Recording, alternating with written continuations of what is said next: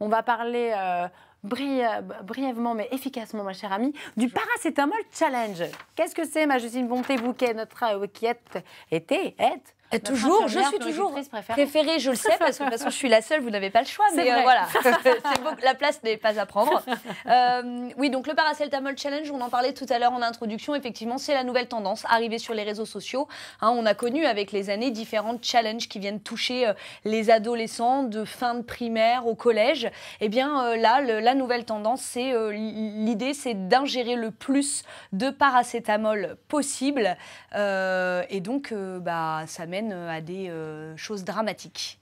Je vis dans un autre monde, c'est complètement débile. Ouais, c'est débile. Mais qui c'est qui a inventé ça, qui s'est dit tiens, on va se bourrer le médicament? C'est quoi? C'est des trucs des réseaux sociaux pour les gamins? C'est souvent, ça vient souvent par le biais des réseaux sociaux. Ouais, l'idée, c'est quoi? C'est de faire comme les copains. C'est l'effet de groupe. Il y en a un qui va tenter ça, et puis finalement, Mais ils attendent quoi? Que le gamin d'en face s'évanouisse, soit malade? Alors, l'idée de base de ce que j'ai lu, hein, parce que voilà, j'ai fait un peu mon enquête, les adolescents concernés initialement auraient dans l'idée qu'en ingérant du paracétamol, on va avoir des effets un petit peu euphoriques.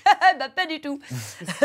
Pas du tout. Ça vient d'où? Enfin, c'est hallucinant. C'est comme le jeu du foulard. Oui, c'est exactement. Le jeu du foulard, il s'étrangle le plus possible pour tomber dans les pommes. Et malheureusement, il y a plein d'enfants qui sont décédés de ce jeu absolument imbécile. Et pareil, le paracétamol, on peut se dire, c'est chez nous, c'est inoffensif, et pas du tout. Et pas du tout. C'est là le piège, en fait. C'est pas du tout inoffensif. Le paracétamol, la dose maximum pour un adulte, c'est 4 grammes par jour, avec des prises espacées toutes les 6 heures. S'il y a une dose recommandée, enfin une dose maximale à ne pas dépasser, c'est qu'il y a un intérêt. Et là où le paracétamol est très très dangereux, c'est pour notre foie, à trop forte dose. Et donc si on dépasse la dose journalière, on arrive à de l'insuffisance hépatique, donc le foie qui n'arrive plus du tout à éliminer les toxines contenues dans le paracétamol.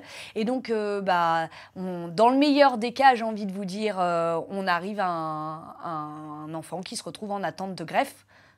Quand c'est encore possible, puisqu'il y a aussi des enfants qui décèdent. Ça fait combien de temps là que ça existe, ce challenge? C'est depuis octobre. On entend beaucoup parler sur octobre, novembre. Mais c'est pas le premier, il y en a eu d'autres. Non, il y en a eu plein d'autres. L'été dernier, c'était le challenge de la feuille A4. Qu'est-ce que c'est? Alors l'idée, très très rapidement, c'était de pouvoir mettre la feuille A4 sur nous et de ne pas dépasser la feuille A4. Vous pouvez faire les comme une feuille A4. Bon, moi je dépasse de chaque côté, mais c'est pas grave.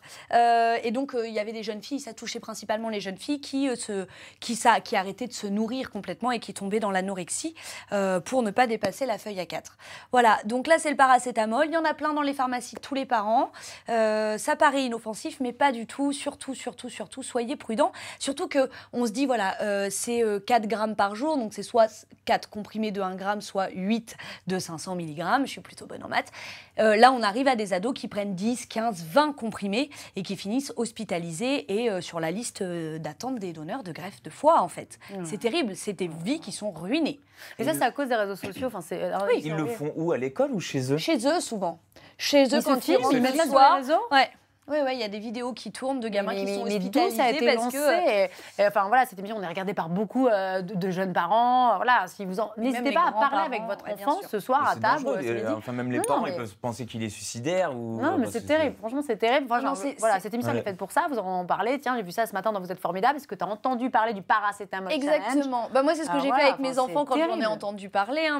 Mon aîné a 10 ans et j'ai commencé à lui dire, est-ce que tu as entendu parler de ça à l'école? Parce qu'il y a un collège avec l'école. Mais il paraît que c'est celui qui se fait hospitaliser le plus longtemps. Exactement.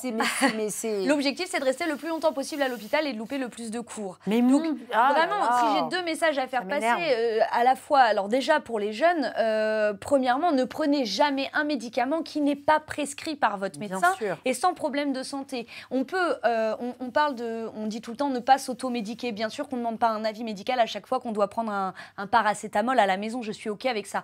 Mais demandez à vos parents, est-ce que c'est adapté si là, je prends 1 gramme de paracétamol, et surtout ne jouez pas. Le paracétamol, comme la plupart des médicaments qui sont en libre service, enfin voilà, comme tous les médicaments qui sont en libre service, n'ont aucun effet euphorique. Voilà, donc surtout, n'en prenez pas. Jamais vous risquez de jouer votre vie et pas comme vous le pensez. Et surtout, chers parents, parlez-en. Vous avez tout à fait raison, Anne. Parlez-en, libérons la parole, on en discute. Merci infiniment, Justine Bonté, notre infirmière puéricultrice préférée. On peut également joindre Justine sur ses réseaux. N'hésitez pas à lui poser vos questions.